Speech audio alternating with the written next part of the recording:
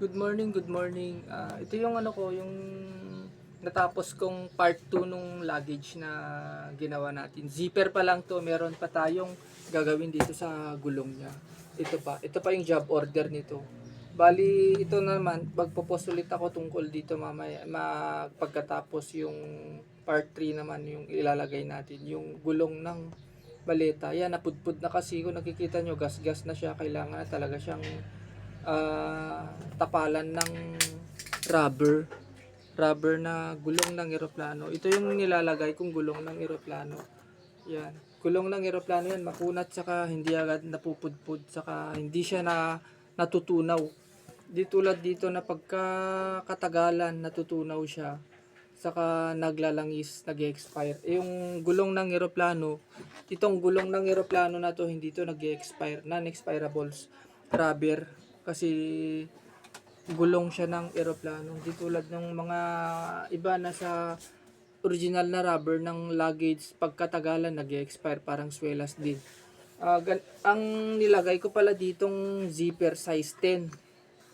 Ito siya pang luggage. Kasi ang zipper dito dati, ang sukat niya size 8. Ito yung ganito kalaki lang yung size 8.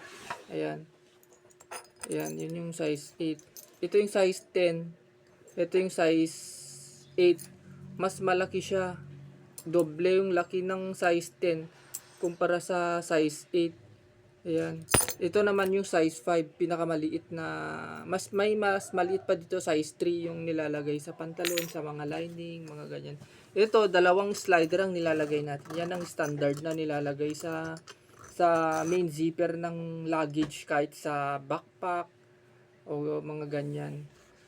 Bali, itong size na to, kayang kahit lagyan nyo ng full load na damit, mabibigat na lagayan, kaya nitong ano yung bigat kasi heavy duty itong size 10. Ito yung nilalagay ko. Bali, ang size 10 kasi kahit anong ilagay mo diyan, kahit ilagay, pwede rin ilagay sa backpack, pwede rin sa sling bag, pwede rin. Yan ang kagandahan dito sa size 10. Pag size 8 kasi ang nilagay natin o size 5, hindi kayang buhatin yung ganito kaliit yung laki ng maleta. Pwede size 8, pwede yan. Wag lang size 5. Pag size 5 kasi pag sa maleta, hindi na kaya talaga yan. Di, pagkagamit nyo ng ano yan, kasi sa haba nito, sa kapag binuhat yung luggage, yun, bibigay agad yung size 5. Ngayon, ang kagandahan sa maletang ganito, tela, para sa akin, kumpara sa plastic okra na maleta, mas matibay to. Kasi kahit ibagsak mo to, hindi to nababasag. Marami kasing nagpapagawa sa akin na luggage na nababasag dahil sa binabagsak daw sa airport. Ayun, kung sa akin mas maganda kung bibili kayo ng luggage. Para sa akin lang, okay lang din naman yung plastic basta rubberized. Rubberized kasi yun, subok na matibay yun, flexible. Kahit daganan mo, ibagsak-bagsak mo, hindi talaga nababasa kasi rubberized plastic siya. Saka hindi nababasa. Ito naman matibay.